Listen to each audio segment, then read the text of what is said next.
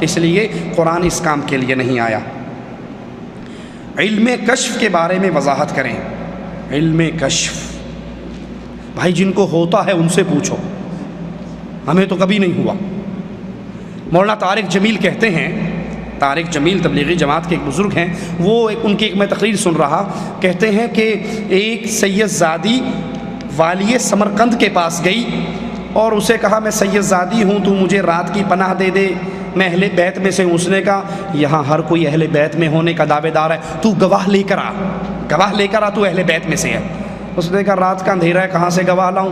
کسی نے کہا یہ تجھے کچھ نہیں دے گا، وہ آگ کا پجاری پارسی بیٹھا ہے اس کے پاس چلی جا۔ اس کے پاس گئی، کہا میں رسول کی بیٹی ہوں، مجھے پناہ دے دے۔ اس نے فوراً پناہ دے دی۔ اب یہ رات کو والی سمرقند سویا تو اس نے خواب دیکھا کہ میں جنت میں ہوں، بہت خوبصورت محل ہے، تو اس کے دروازے پر اللہ کے نبی کھڑے ہیں۔ میں نے کہا اللہ کے نبی یہ محل کس کا ہے؟ کہا مسلمان کا۔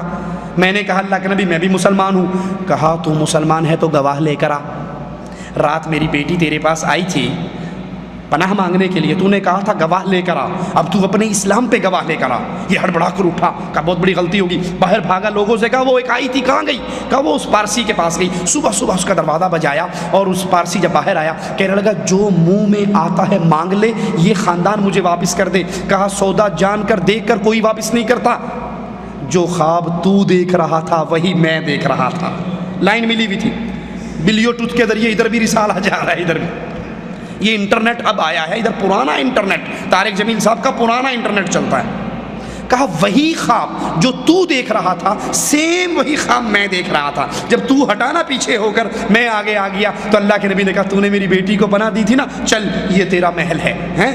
تو میں رات تک پارسی تھا، اب میں کلمہ پڑھ کے مسلمان ہو گیا، وہ محل مجھے مل گیا ہے۔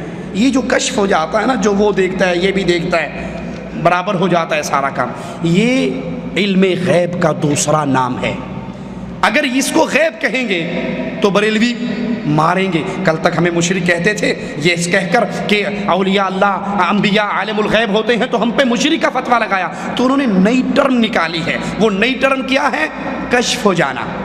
اشرف علی تھانوی صاحب اپنی کتاب میں لکھتے ہیں کہ ہمارے ایک پیر ایک دوسرے پیر کی قبر پہ فاتحہ پڑھنے کے لیے گئے، تو فاتحہ پڑھ کے جب واپس آئے کہنے لگے بھائی یہ کون سے پیر تھے؟ کہا یہ فلاں فلاں پیر تھے۔ کہا بڑے دل لگی باز تھے۔ کہا کیوں؟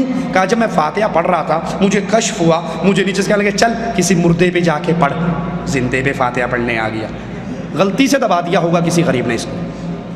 تو یہ کشف علم غیب کا دوسرا نام ہے، قبر کا کشف ہو جانا۔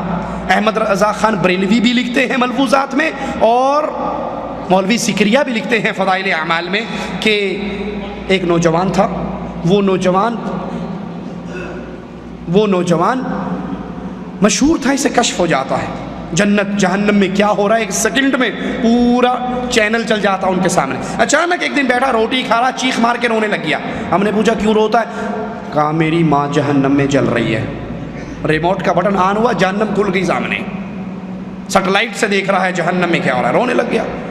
ایک پیر صاحب نے 70,000 مرتبہ لا الہ الا اللہ پڑھا تھا، دل ہی دل میں بخش دیا، بلٹی کر دیا، بلٹی چھوٹ بھی گئی، ادھر وصول بھی ہو گئی، ہنسنے لگ گیا، کہا چچا میری ماں جہنم سے نکال لے گئی، جنت میں جا رہی ہے۔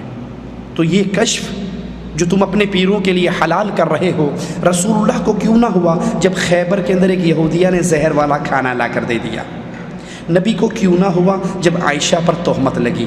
نبی کو کیوں نہ ہوا جب 70 قاریوں کو ظالم مانگ کر لے گئے اور شہید کر دیا؟